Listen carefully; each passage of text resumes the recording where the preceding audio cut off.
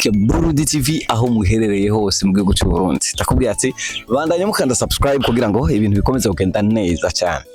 Ini Eric Burundi TV, behind the camera say Lily Queen, my camera woman, akuzana ama image ameze neza cyane. Hama ugerageje kwitegereza hano turi aho bita muri Kidubu.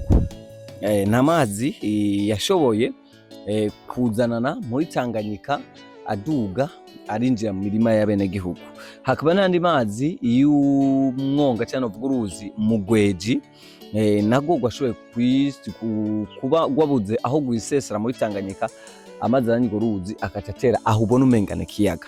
Rero muri bikorwa bimwe byashoboye gukogwa n'inzego cyane n'intwaro, barashoboye kuba intwaro zifadikanije n'abenegihugu, baraca umwe mu mukora washoboye kuba ukura amazi aya mazi ya Kidubu hano ayatwara muri Tanganyika.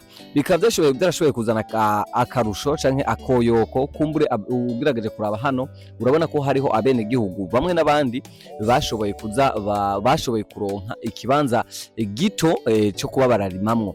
Aho rero bizera yuko niho hagera kurima kandi badoshobora kuronka aho barima ikibanza kizoca bonetse cyo bashobora kurimamwo.